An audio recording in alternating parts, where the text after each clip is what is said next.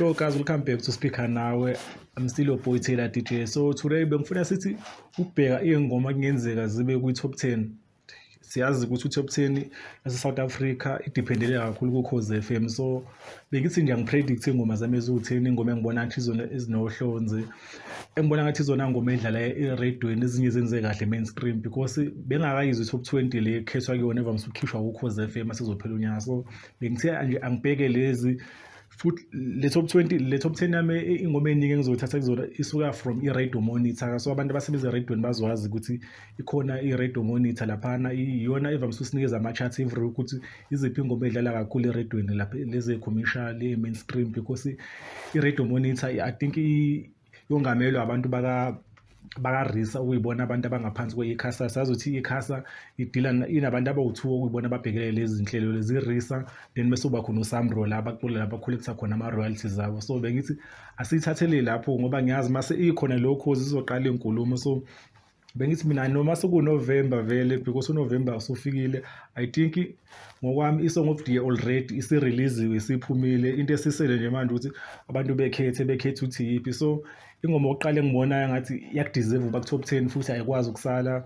uFelelo Lathi because nje masikhuluma amaqiniso la right now ingoma okuyiyona enkulu kumapiano eSouth Africa kuma-charts even nakuma-airplay ile ngoma kaFelelo yebo lapho uFelelo Lathi, Scott Maphuma baningi bakhona kuleyo ngoma, but I think umnikazi wengoma uFelelo Lathi. So I think leyo ngoma iyakudeserve ukuphuma ku-top 10 yoKhozi because siyazi mase kuziwa ku-top 10 baningi ama-radio station but i-top 10 okuyiyona ebalekile nokuyona enakiwe eyoKhozi FM because nabalandeli abaningi eSouth Africa. So whether uyathanda uthanda i-top 10 yakho kumele ibe seKhozini. So ingoma oqala mina engithi iyadeserve ukuba ku-top 10 and I think noKhozi na ngeke bekwazi ukuyiziba le because inkulu kakhulu. So uFelelo Lathi, so udlala Thukzini last year kade ekhipha iplani.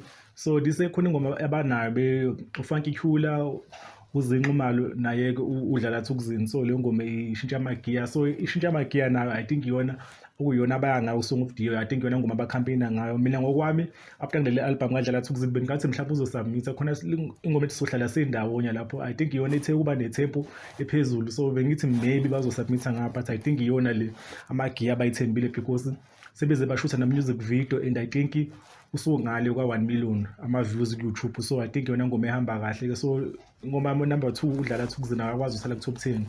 So kube yenye ingoma engiyibonile la khona ingoma endala ekhona la. So angiyazi kahle ikhethira le yoKhozi FM uske bafake ingoma enjani, but I think imanzi intele kaThala ICU bayifaka ikhona ku-radio monitor seyongoma epopular South Africa, but I think iphume ele kakhulu.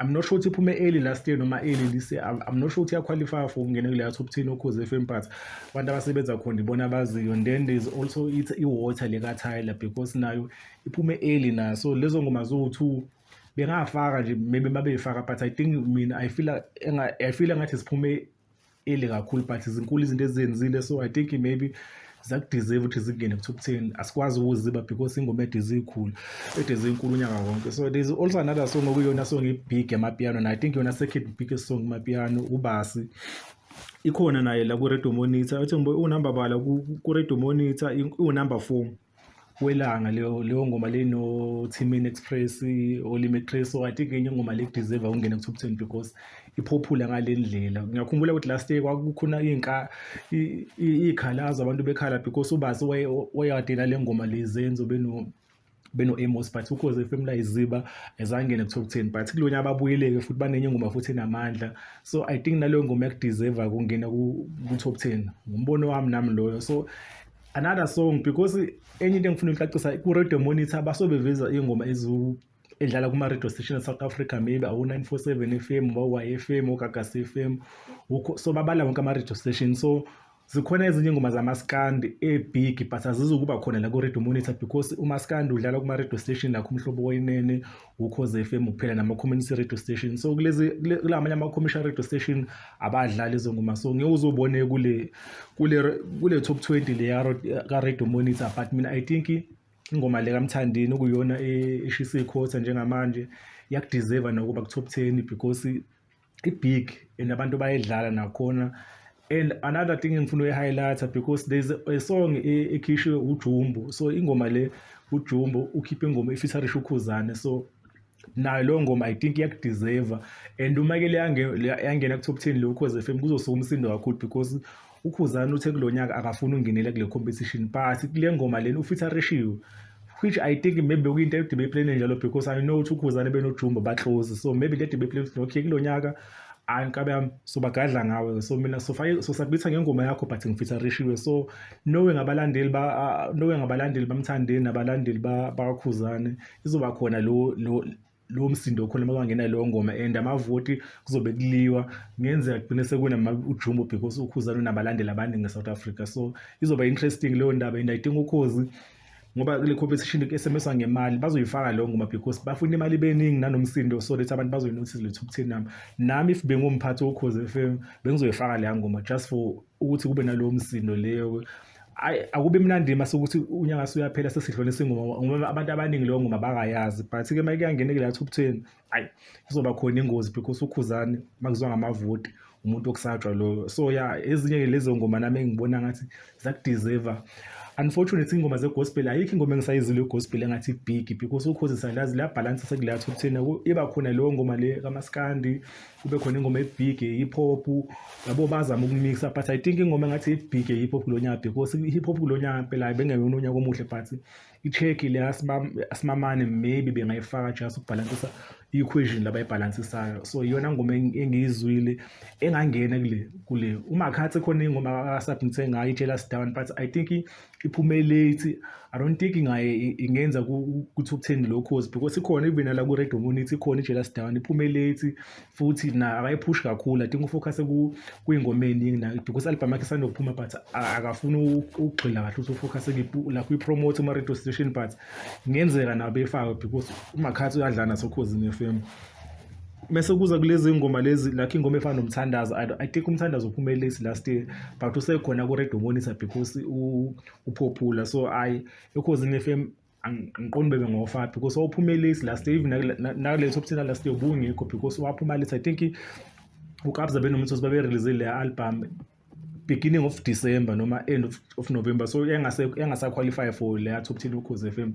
So angazi ukuthi this leyo ngoma ingangena but umthandazo borho kusaqala unyaka manje akusesingoma eshisa. I don't think yakudeserve ukungena lapho. So yilezo ngoma nale ngoma kaNas Music yona something Soweto amalanga afani ingoma emnandi, but I don't think i-material ye-song of the year according to me. I don't think ingoma nje ipholile emnandi, but I don't think Ukhozi FM ngayiconsider. But-ke linakho ushaya ama-surprise Ukhozi vele kube khona ingoma esingakaze sizwe sibone singene laphana ku-top 10, but mina nje bengifuna ukusho ingoma ekuyizona engathi ziyashisa nengoma ezikudeserve ngempela ukuthi zingene kuleya top 10 yabo lesibhe ngamehlo abovu njengabantu okuyibona abathanda umculo-ke. So another song engathi i-afropop ile yakasijiva-ke le i-typhoon le ahamba namaqwelazi, nayo ingoma enkulu kakhulu iyadlala eredweni, so nala ku-Radio Monitor ikhona. So nayo leyo ngoma leyo ikhona i-chance ukuthi maybe ingaba khona kuleya top 10 leya evamise ukususa umsindo unyaka wonke. So nje mina ngokubona kwami bekuyizona lezo ngoma, and ingoma engibona ngathi semathubeni amahle ukuhlonisa unyaka I think yona le Gucci le